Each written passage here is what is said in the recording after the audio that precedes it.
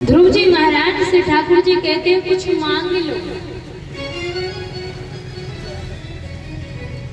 देखो भगवान भी किसे दर्शन देते हैं जिसके भीतर कोई लालसा ना हो, जिसके भीतर कोई लालच ना हो, क्योंकि वो लालच को त्याग करके भगवान का भजन करते हैं। और एक हम हैं जो लालच का साथ ही भगवान का भजन करते हैं। पहले मन में सोच लेते हैं भजन कब करेंगे, जब भगवान हमारी इच्छा पूर्ति कर देते। तो हम भगवान से पहले मांगते हैं। और विचार करना सब जानते हैं, सबने सुना है कि पहले कर्म करना पड़ता है तब फल मिलता है। लेकिन हम पहले फल की इच्छा करते हैं, कर्म बाद में करने का सोचते हैं। कुछ मांग लो। ध्रुव जी ने कहा कुछ भी नहीं चाहिए। भगवान ने कहा लेकिन तुम तो कुछ मांगने के लिए प्रार्थना की है ना, कुछ मांगने के लिए तपस्या की है। ध्रुव जी महाराज ने कहा प्रभु को दर्शन हो गए और क्या चाहिए। भगवान ने एक छत्र राज का आशीर्वाद दिया। आज ध्रुव जी महाराज जैसे ही अपने नगर में आए, सुंदर सा स्वागत हुआ। उत्तानपाद राजा ने ध्रुव जी महाराज को राज सिंहासन पर बिठाया। महाराज जिस पर परमात्मा कृपा कर दे उस पर हम और आपकी कृपा की तो कोई जरूरत ही नहीं होती। जहाँ पर कृपा करें सबको,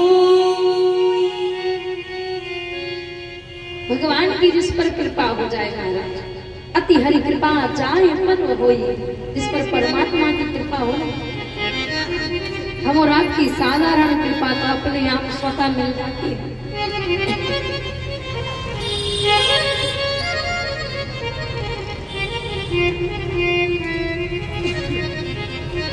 आज श्री ध्रुव जी महाराज के जो छोटे भाई थे ना उत्तम,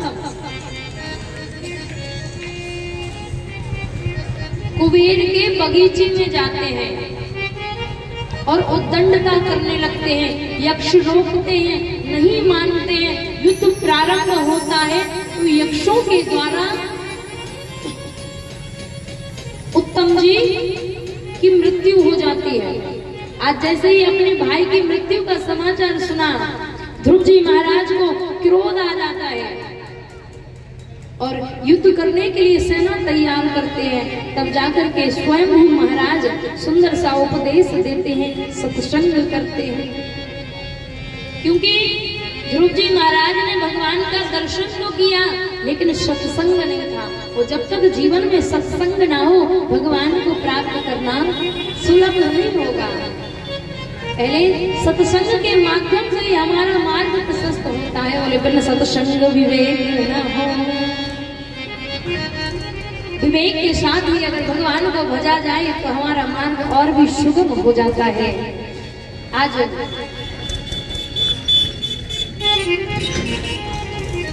ध्रुव जी महाराज वो मृत्यु देवी लेने के लिए आते हैं, क्योंकि आया है सो जाएगा राजा। ध्रुव जी महाराज को मृत्यु देवी लेने आती है। ध्रुव जी महाराज कहते थोड़ा झुक जाओ।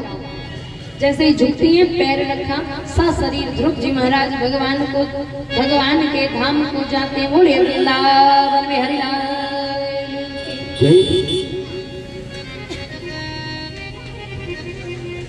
श्री सुखदेव जी महाराज राजा परीक्षित को वर्णन करते हुए कहते हैं कि ध्रुव जी महाराज के पुत्र हैं उत्कल, और उत्कल के हैं अंग, अंग के हैं बेन। विचार करना, जीव के पास जब बिगड़ने के आसार हो तो बहुत जल्दी बिगड़ता है। सुंदर रूप हो, यौवन अवस्था हो, रुपए पैसा हो, पद हो, प्रतिष्ठा हो तो बड़े जल्दी बिगड़ जाएगा। ऐसा व्यक्ति गलत मार्ग जल्दी चला जाता है। अंग महाराज के पुत्र हैं बेन, बड़े उद्दंडी थे महाराज।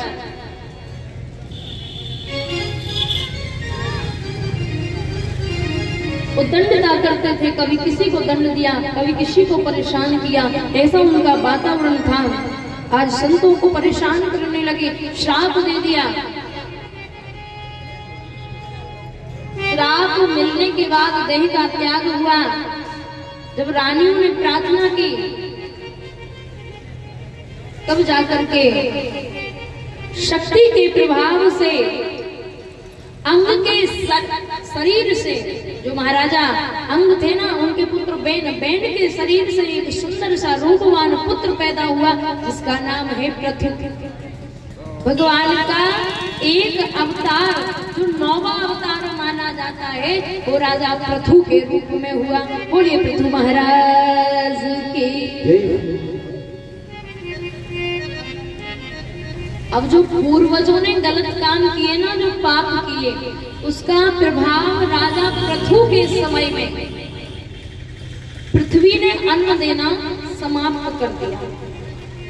10-10 किलो अन्न बोया जाए पृथ्वी में, लेकिन 1 किलो भी अनाज नहीं उगता था। ये पापमयी भूमि हो गई थी। महाराजा पृथु के पूर्वजों के पाप के कारण पृथ्वी पापमयी हो गई थी। उसका प्रभाव राजा पृथु को क्रोध आया, तलवार निकाल करके पृथ्वी को मारने के लिए दौड़े तो गाय के रूप में मैया पृथ्वी ने प्रार्थना की। राजा पृथु ने कहा कि सारा हमारे जो प्रजा है वो दुखी है, देवी कोई ऐसा उपाय बताइए जिससे हमारी प्रजा सुचारू रूप से कम 2 वक्त का भोजन तो प्राप्त कर। पृथु ने यज्ञ प्रारंभ किए, 99 यज्ञ करनी है। वो शास्त्र विधि पूर्वक निर्मित है। जो 100 यज्ञ कर लेता है वो इंद्र की उपाधि प्राप्त करता है। इंद्र को लगा कि ऐसा ना हो राजा पृथु यज्ञ करने के बाद हमारे इंद्रासन पर विराजमान हो जाए, इसलिए यज्ञ का घोड़ा चोरी कर लिया गया। जब राजा पृथु को पता चला तो 99 यज्ञ करने के बाद ही रोक दिया गया। लेकिन भगवान की महिमा, प्रभु प्रकट हो जाते हैं। भगवान जैसे ही प्रकट हुए, आज राजा पृथु के सामने राजा पृथु को प्रणाम किया। आज पृथु से कहा कि कुछ वरदान मांग लो। भगवान ने कहा कोई वरदान मांग लो। उस समय राजा पृथु ने भगवान से वरदान मांगा। कौन सा वरदान?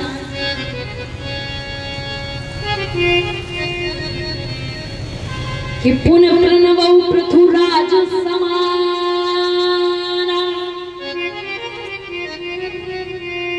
पर अग सुनहि सहिष जस काना।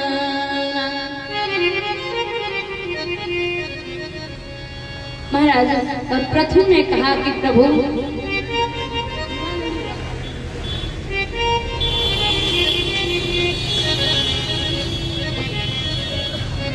कि पुनः प्रणवौ पृथु राज समाना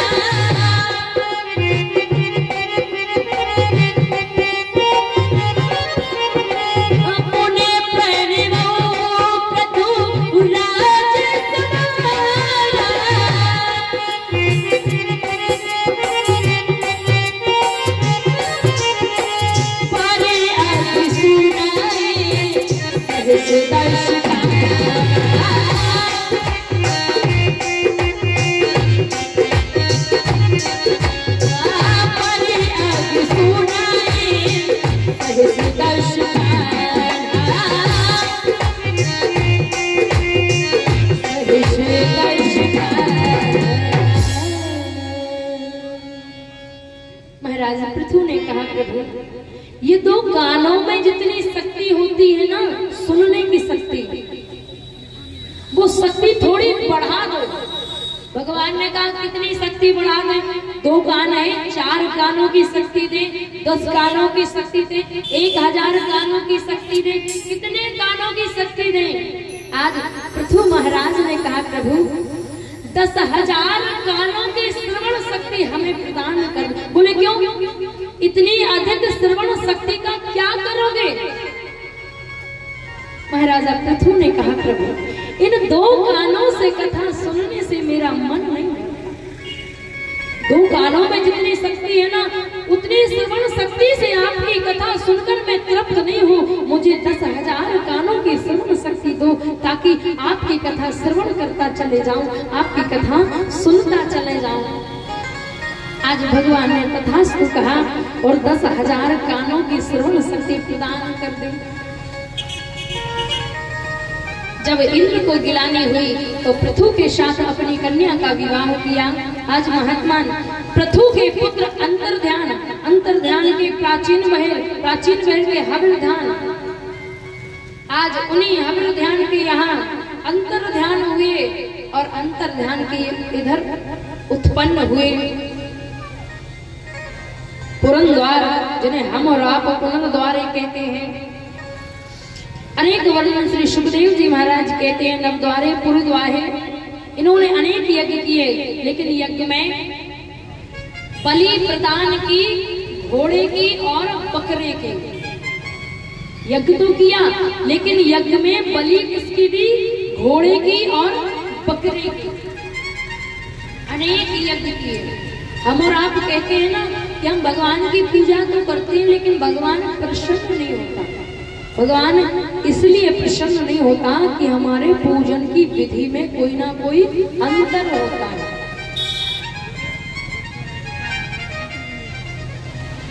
जो प्राचीन महल ने यज्ञ किए ना, तो घोड़े और बकरे की बलि दी। अब पूजन में अंतर हो गया, भगवान कैसे प्रसन्न होगा? उस समय देवर्षि नारद प्रकट होते हैं और प्राचीन महल को समझाते हैं कि आप यज्ञ की विधि गलत करते हैं। प्राचीन महल ने कहा कि देखो, शास्त्र में वर्णन है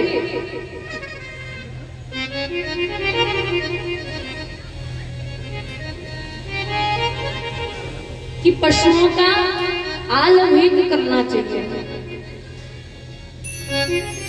लिखा था कि पशुओं का आलभेद यज्ञ में करना चाहिए, उसी अनुसार मैंने पशुओं का आलभेद किया, तो मुझे दोष कैसे लगेगा? देवर्षि नारद कहते हैं आलभेद का अर्थात वर्णन आता है कि छूना। आलभेद अर्थात छूना, यज्ञ में डालना नहीं, मारना नहीं। कहा वेद में जैसा लिखा है हम वैसा ही करते हैं। आज देवर्षि नारद कहते हैं कि बकरा कहते हैं ममता को, बकरा कहते हैं ममता को, और अश्व कहते हैं अभिमान को, घोड़ा कहते हैं अभिमान को।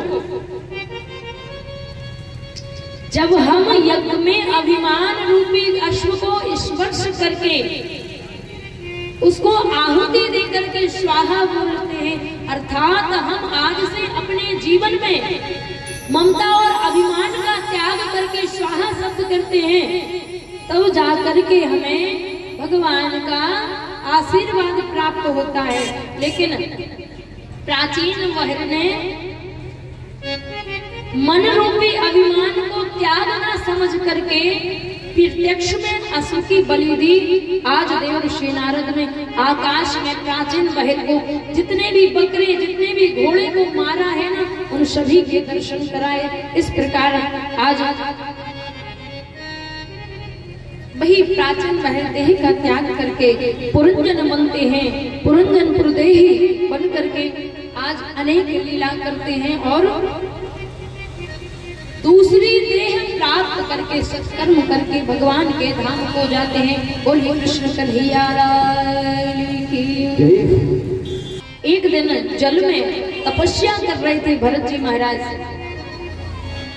देखा कि छोटा सा हिरण का बच्चा और जल में बहता बहता आ रहा था। संत का स्वभाव महाराज, जैसे ही उस हिरण के बच्चे को देखा भाव आया कि इसको बचाना चाहिए, क्योंकि संतों का हृदय कोमल होता है, संत हृदय नवनीत समाना। जैसे ही देखा कि इसको बचाना चाहिए, आज उस हिरण के बच्चे को लेकर के अपनी कुटिया में आए। भरत जी ने उस हिरण के बच्चे का पालन पोषण किया। श्री सुखदेव जी महाराज कहते हैं राजा परीक्षित, भरत जी ने किया जो अच्छा किया, उसकी सेवा की, उस जीव को बचाया, उसकी प्राण रक्षा की, लेकिन संत का नियम है कि ममता लगाव नहीं करना। मोह जो होता है ना, आज वह मोह वो आसक्ति भरत जी महाराज को उस हिरण के बच्चे से होती, जो दिन में 100-100, 200, 1000 मालाएं करते थे ना, वो माला छूट गई और उस हिरण के बच्चे में अनुराग आ गया। उसको भोजन कराते, उसको पानी पिलाते, उसकी सेवा करते दिन रात। और सेवा का भाव महाराज, जब भरत जी को दूसरा जन्म मिला तो हिरण की योनि में मिला, लेकिन भरत जी कुछ भूले नहीं, कुछ भी नहीं भूले। संकर्षण हुआ, जंगल में आग लगी, सारे जीव जंतु भागने लगे, लेकिन हिरण के रूप में भरत जी नहीं भागे। उन्होंने कहा कि अब इस देह को त्यागना चाहिए। देह का त्याग कर दिया आज भरत जी ने।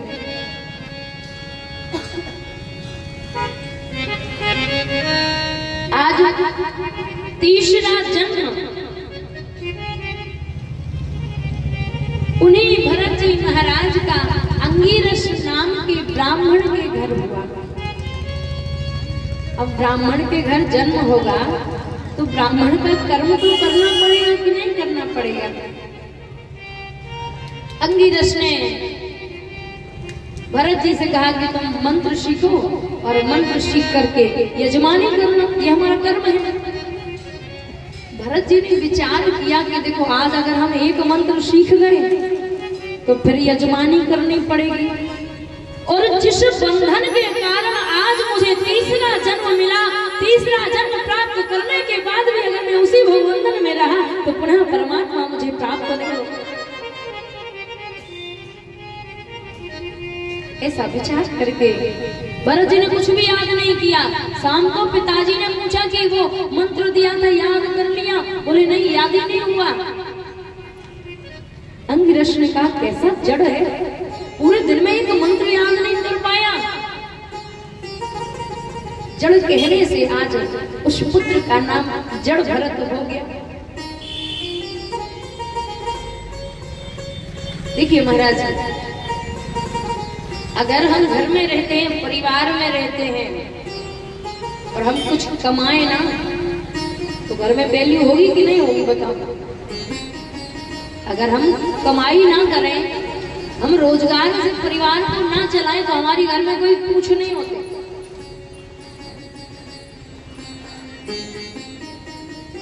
तो कहिए कुछ करता है नहीं, एक काम करो इसको घर से निकाल लो। और जड़ भरत जी को घर से निकाल दिया।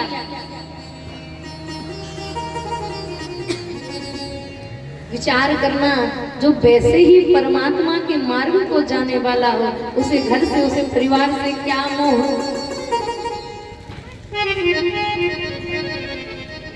कि चाह गई, चिंता गई, और मनी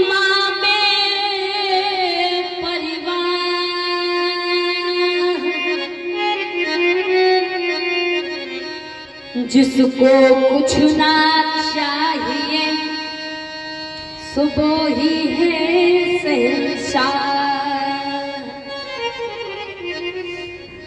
जो फकीर होते हैं ना महाराज, उनको ना तो 2 रुपए का लालच होता है और ना ही 10 लाख का मोह होता है, क्योंकि जीवन में एक बार त्याग हो गया अर्थात तो हो गया। आज जड़ भरत जी मार्ग में जा रहे थे, उसी मार्ग से राहुगढ़ नाम के राजा की पालकी निकलती है। 4 कहारे लगे थे पालकी में, एक कहारा अस्वस्थ हो गया तो राजा राहुगढ़ ने कहा मार्ग में जो भी मिले उसको ही कहारा बना लेना। मार्ग में मिल गए जड़ भरत जी, कहा ये राजा राहुलगढ़ की पालकी है और चलो इसके साथ में बैठ लगो, पालकी ढो। तो पालकी में लग गए जड़ भरत जी। अब जड़ भरत जी का क्या स्वभाव था कि वो आगे की 10 कदम की भूमि देख करके चलते थे कि हमारे पैर के नीचे कोई जीव जंतु तो ना आ जाए, इसकी मृत्यु ना हो जाए, कोई पाप ना लग जाए, कोई दोष ना हो जाए। एक वो जड़ भरत जी हैं जो 10 कदम के आगे की भूमि देखकर चलते हैं कि कोई जीव हत्या ना हो जाए। एक हम और आप हैं जो तनिक सी शुदा पूर्ति के लिए, अपने पेट भरने के लिए छोटे मोटे नहीं खूब बड़े बड़े जीवों की हत्या करते हैं और अपना पेट भरते हैं। बोले क्यों? बोले स्वाद मिलता है। एक बात बताओ, कितना ही अच्छा भोजन हो, जब पेट में पहुंच जाता है तो क्या दोबारा रसना उसका स्वाद बताती है?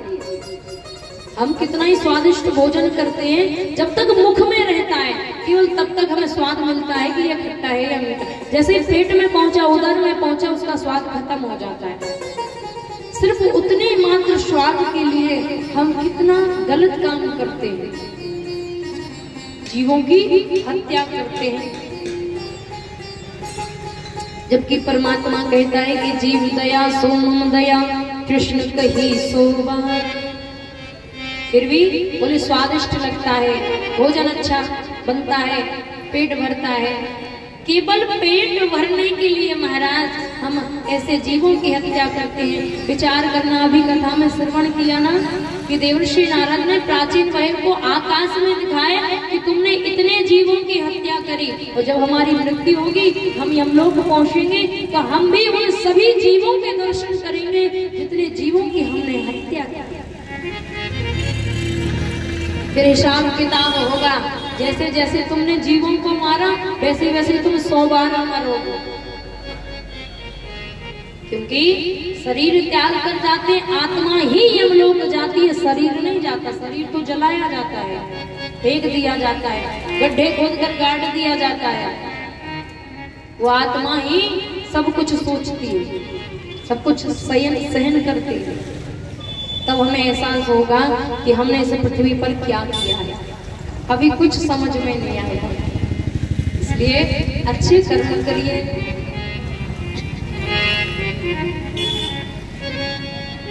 भरत जी जैसे ही 10 कदम की भूमि देख करके चलते, जैसे ही पांव के नीचे कोई जीव जंतु दिखाई पड़ता, उछल जाते, एकदम से उछल जाते। अब देखो पालकी में लगे, पालकी ढोने वाला जब उछलेगा तो पालकी में बैठा वो भी तो उछलेगा कि नहीं उछलेगा? तो राहुलगढ़ का सिर पालकी में लगता है बार बार। उसने कहा कौन है, किसको लगा लिया पालकी में, जिसे चलना तक नहीं आता? क्रोध किया। आज सुंदर सा राहुलगढ़ का और जड़ भरत जी का सत्संग चलता है। आज जड़ भरत जी राहुलगढ़ को सुंदर उपदेश देते हैं। राहुलगढ़ उसी समय राज्य का त्याग करके भगवान में केवल मात्र एक बार भी भगवान का नाम अपनी जिह्वा से निकाल देता है, परमात्मा उसको भी निज धाम देते हैं। श्री परीक्षित जी ने पूछा, प्रभु सिर्फ एक बार भगवान का नाम लेने की विधा के बारे में श्री सुखदेव जी महाराज राजा परीक्षित को वर्णन करते हुए कहते हैं, एक पंडित जी थे जिनका नाम है अजामिल। सब जानते हैं अजामिल की कथा को कि नहीं जानते? जानते हैं ना? केवल नाम का प्रभाव महाराज, भगवान के पार्षद सामने खड़े हैं, इधर यमराज के पार्षद सामने खड़े हैं। यमराज के पार्षदों ने कहा कि ये तो अधम पापी था, इसने तो कभी भगवान का नाम भी नहीं लिया, ये तो केवल अपने पुत्र का नाम लेता था। केवल पुत्र के नाम लेने से इसकी मुक्ति कैसे? यमराज के दूत कहते हैं कि इसने पुत्र का नाम लिया, भगवान के पार्षद कहते हैं कि इसने भगवान का नाम लिया। क्योंकि भगवान के नाम लेने के लिए कोई अवस्था निश्चित नहीं है। भगवान के नाम लेने के लिए कोई नियम नहीं है। आपने नहाया भी नहीं है ना, तो भी आप भगवान का नाम ले सकते हैं। किसी भी अवस्था में हो आप, चाहे भोजन कर रहे हो, चाहे स्नान कर रहे हो, चाहे पूजा कर रहे हो, कोई भी काम कर रहे हो, लेकिन भगवान के नाम लेने में कोई नियम नहीं है। किसी भी भाव से भगवान का नाम लो, वो मंगलकारी है। किम भाव कुभाव अनथि आलस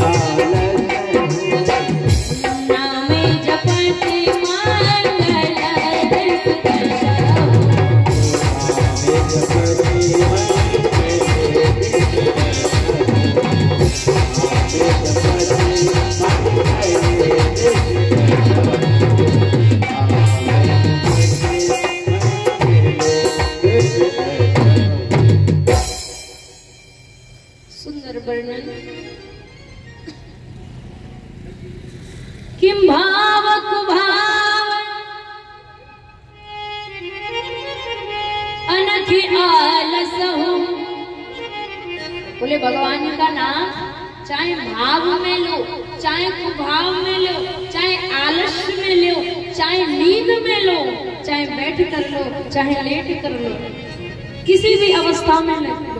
चाहे बोले मन नहीं हो, बिना मन के भी अगर भगवान का नाम जपोगे, भगवान के नाम का कीर्तन करोगे, तो नाम जपत मंगल देश दर्शन। भगवान का नाम मंगलकारी है। तब जाकर के यमराज के पार्षद, यमराज के दूत पहुंचे यमराज जी से कहने के लिए कि वो अजामिल नाम के पापी जीव को तो भगवान के पार्षद ले गए। बोले किसके पार्षद? बोले भगवान विष्णु के पार्षद। यमराज जी ने कहा धीरे बोलो, अगर यमलोक में तुमने भगवान का नाम लिया और इन पापात्मा जीवों ने सुना और सुनकर अगर दोहरा दिया ना, तो यमपुरी खाली हो जाएगी, सब भगवान के धाम को चले जाएंगे।